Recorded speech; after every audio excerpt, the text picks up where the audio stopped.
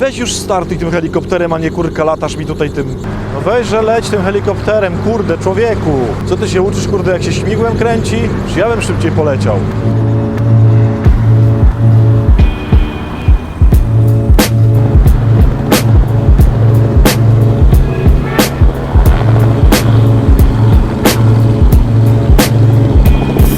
No więc warunki są skrajnie niesprzyjające, dlatego że za jakieś 10-15 minut zajdzie mi słońce, czyli muszę się streszczać, co jest bardzo trudne w moim wypadku. Jest autostrada obok, lotnisko jest obok i właśnie jakiś helikopter zaczął kręcić śmigłami, więc będzie prawdopodobnie nic nie słychać. Ale to dobrze, dlatego że chciałbym Ci opowiedzieć o najbardziej niesprzyjających warunkach, jakie tylko sobie można wyobrazić, bo o śmierci.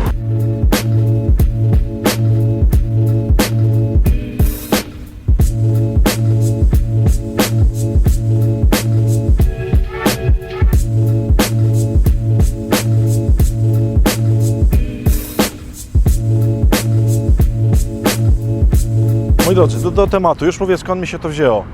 Tak wy się pewnie już zorientowaliście, byłem tam w Wisconsin, Chicago, przez Stany Zjednoczone, Nevadę, trafiłem do Kalifornii. Kochani, w Nevadzie byłem w absolutnie niewiarygodnym miejscu, po prostu super ekstra. Nazywa się to Death Valley, w sensie, że Dolina Śmierci.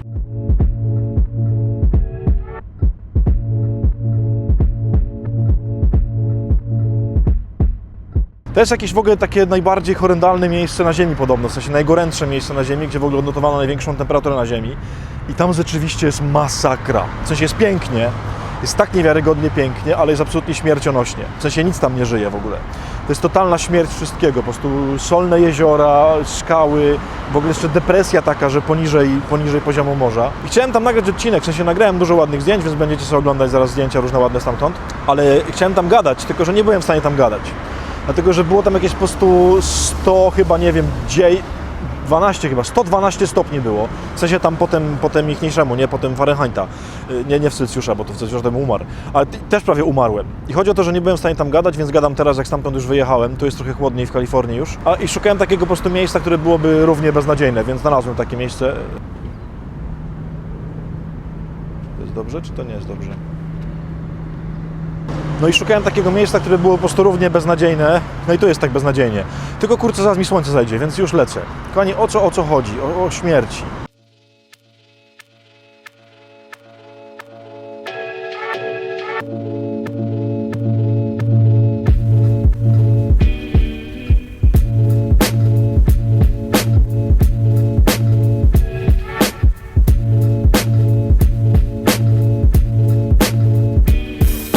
Kochani, bo my się wszyscy strasznie boimy śmierci, nie? Znaczy mam takie wrażenie, że to jest jedna z rzeczy, to jest taka rzecz, co do której prawie wszyscy ludzie odczuwają. No właśnie strach, lęk, wręcz momentami paraliżujący taki strach, który no ludzi w ogóle unieruchamia. Co ja bym chciał w tym odcinku powiedzieć? A ja bym chciał powiedzieć, że słuchajcie, śmierć to jest w ogóle najlepsza rzecz, jaka Ci się może przydarzyć za życia. To jest najlepsza rzecz, jaka Ci się wydarzy w ciągu całego Twojego życia. I jeżeli jesteś chrześcijaninem, albo jeżeli chcesz być chrześcijaninem, to zasadniczo powinieneś pragnąć śmierci. I nie mam tu na myśli oczywiście żadnych myśli samobójczych, ani żadnej chęci zejścia do tego świata, bo jest nam tutaj tak ciężko. Nie, broń Boże. Na co można czekać z rozkoszą, że to się po prostu wreszcie wydarzy, bo to, co się tam będzie działo, to będzie najbardziej niewiarygodna rzecz na świecie. Ja to już mówiłem 1000 razy i powtórzę tu takie rzeczy, które już mówiłem, ale jakoś mi się po prostu do kupy zbierają teraz. Kochani, ja zawsze jak jestem na jakimś pogrzebie, oczywiście, broń Boże, nie chcę jakoś, nie wiem, banalizować smutku, tak? Ludzi, którzy doświadczają straty, którzy mieli kogoś bliskiego, szczególnie jeżeli, nie wiem, to było związane z jakąś tragiczną śmiercią albo chorobą, chociaż każda śmierć jest jakoś trudna do ludzi. Ale tak do końca to trochę nie rozumiem, dlatego że jeżeli ta śmierć nas tak strasznie przytłacza, jeżeli nas tak bardzo, no właśnie, dołuje, straszy, pozbawia sił, nadziei i tak dalej, to znaczy, że my chrześcijanami nie jesteśmy.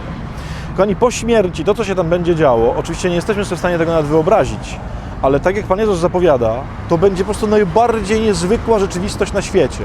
I jak to kiedyś słyszałem na jakimś takim kazaniu, gdzie jakiś ksiądz to mówił, że zasadniczo jak jest trumna w kościele i się śpiewa tam albo się mówi, nie, tam wieczny odpoczynek, tam te wszystkie takie śpiewy, to on ma w głowie takie coś, jaki odpoczynek? W sensie, jaki odpoczynek? Ja rozumiem, to ciało idzie tak, będzie w tej chwili w ziemi, tam będzie odpoczywało aż do końca świata, ale dusza, która tam poszła, która idzie do nieba, szczególnie jeżeli chodzi o świętych, no to ona wchodzi w najbardziej niewiarygodną i dynamiczną rzeczywistość tego świata. Moglibyście nie latać przez 10 minut, jak nagrywam? Więc dusza, która idzie tam, wchodzi w najbardziej dynamiczną, najbardziej energiczną, najbardziej po prostu fantastyczną rzeczywistość. I do takiej trumny to trzeba by mówić: chłopie, trzymaj się, bo tam będzie taka jazda, że ty się po prostu nie pozbierasz tam.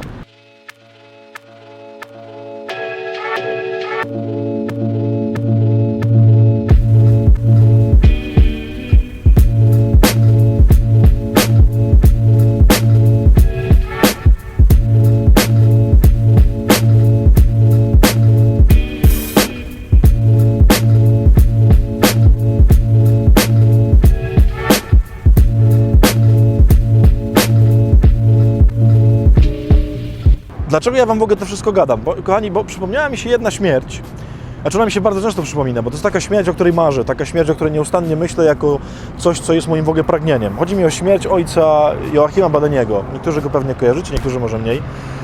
Umarł kilka lat temu w Krakowie, miał 97 lat, bodajże chyba jak umierał. I ostatnie dwa zdania, jakie powiedział przed śmiercią, to jest po prostu coś niesamowitego. On jak umierał, był już cierpiący, miał złamane biodro, tego się nie dało operować, więc no naprawdę to był ból. Nie dawał po sobie poznać. Jak był ten moment jego agonii, najpierw kazał zawołać przeora i powiedział do przeora: ojcze przeorze, złożyłem kilkadziesiąt lat temu ślub posłuszeństwa i wolno mi robić tylko to, co mi pozwolą. Ojcze przeorze, czy ja mógłbym już umrzeć? Na łożu śmierci takie zdanie. To jest po prostu coś niesamowitego. Przeor miał mu powiedzieć, że ojcze Joachimie, najchętniej bym się nie zgodził, ale wtedy ojciec pewnie by żył wiecznie. Dlatego się zgadzam. Parę minut potem ojciec Joachim umarł. Ostatnie zdania, jakie wypowiedział, to powiedział, tak szeroko otworzywszy oczy i patrząc gdzieś tak zupełnie w dal, w taką dal, której człowiek nie widzi, powiedział: wesele przygotowane, oblubieniec nadchodzi, idę tańczyć. On wszedł w śmierć tańcząc. Ja bym chciał tak umrzeć. Tak można umrzeć tylko w jednym wypadku, kiedy się żyło naprawdę. Kochani, boimy się śmierci dlatego, że nie żyjemy naprawdę. Dlatego, że żyjemy byle jak, że żyjemy po omacku, żyjemy tak, żeby tylko po prostu jakoś ciągnąć. Boimy się śmierci dlatego, że nie jesteśmy blisko z Panem Bogiem. Czyli nie jesteśmy blisko z tym jedynym, który nad śmiercią ma totalną władzę, bo ją ma w garści i może wszystko z nią zrobić. Już to zrobił, już ją pokonał. Ona nie ma nad nim żadnej władzy. Jak mówi Pismo o śmierci, gdzie jest twój oścień? W sensie nic nie możesz już zrobić. I gdybyśmy żyli naprawdę blisko z Bogiem, gdybyśmy żyli naprawdę pełnią życia, gdybyśmy czynili dobro, gdybyśmy kochali, gdybyśmy przestali nienawidzieć, gdybyśmy wyrzucili zło i grzech z naszego życia, a przynajmniej robili to cały czas, to wtedy nie będziemy się bali śmierci. Dlatego, że śmierć to jest coś, w co można wejść tańcząc. Ojciec Joachim nawet nie zauważył prawdopodobnie, że umarł, tylko poszedł tam tańcować ze wszystkimi świętymi i pewnie nawet to złamane biodro nie przeszkadzało, bo już mu Pan Bóg tam pewnie wszystko naprawił w tym biodrze. Boże, co to tak huczy? To już coś nowego jakieś leci. Kochani, bo mnie się to wszystko w głowie oczywiście tak miesza. Dlatego, moi drodzy, jeżeli boicie się śmierci, to na to jest tylko jedna rada. Pan Bóg i życie naprawdę.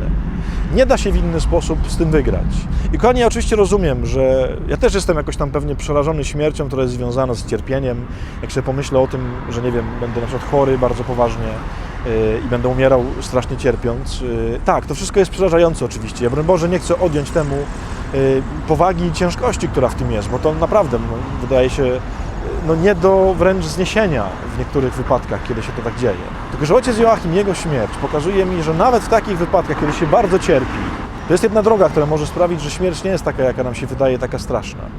Trzeba żyć całe życie, ile się tylko da, na maksa pełnią życia. Robiąc rzeczy niezwykłe, dobre, kochając, szerząc dobro, szerząc wiadomość o tym, że Pan Bóg kocha, rozlewając wszędzie miłość, to jest w ogóle najważniejsze, wszędzie miłość rozlewając. Kochać każdego człowieka, którego się spotyka, szczególnie tych, których trudno. Czyli mówiąc tylko po prostu wylewać z siebie potoki dobra i łaski i wtedy śmierć ucieka. Ucieka, bo ona nie znosi tego, dlatego że śmierć jest tak jak w tej Dolinie Śmierci, jest martwotą, jest pustką, jest beznadzieją, jest gorącem, w którym się siedzi i się po prostu nic nie da w ogóle zrobić. Ale jak człowiek żyje odwrotnie, to wtedy śmierć ucieka. Gdyby Pan Jezus stąpił, a zrobi tak na końcu świata, stąpił w tę Dolinę Śmierci, jeżeli będzie nią przechodził, będzie szedł tym morzem soli, które tam jest, to tam wszystko zacznie kwitnąć, tam wszystko zacznie rosnąć, tam wszystko będzie zielone, tam się po prostu zrobią niesamowite rzeczy, bo On jest życiem. I On to może zrobić w Twoim sercu. Może przejść przez Twoje serce tam, gdzie jest martwota i śmierć i może je tak obudzić. Więc nie bój się, bo i tak umrzesz. Nic nie zrobisz, żeby nie umrzeć. Nic nie zrobisz. Ten świat nieustannie tak strasznie się stara robić wszystko, żeby jakoś tą śmierć odepchnąć daleko. Wszyscy umrzemy. I to jest... No i znowu. Wszyscy umrzemy. I to jest jedna z najlepszych wiadomości ever na świecie. Dlatego, Dolino Śmierci, strzeż się, Pan życia nadchodzi.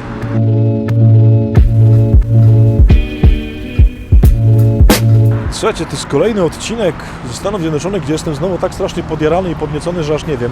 Chciałem tylko oficjalnie powiedzieć, nic nie biorę, nic nie palę. Nie wiem, skąd mi się to bierze, że taki mi się to tutaj robi. Ale to chyba dobrze, nie? Chyba dobrze.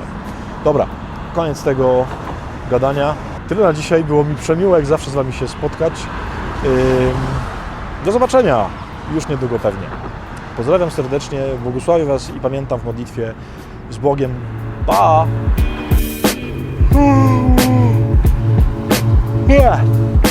Tam niektórzy... Tam niektórzy zawsze piszą, jak ziewnę, że jeszcze raz ziewniesz, to leci unsub. W sensie, że Cię odsubskrybuje.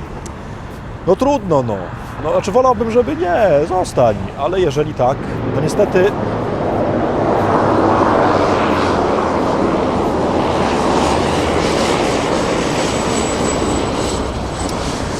Więc zostań, ale no niestety nie mogę obiecać, że nie będę ziewał, bo prawdopodobnie będę ziewał w każdym odcinku.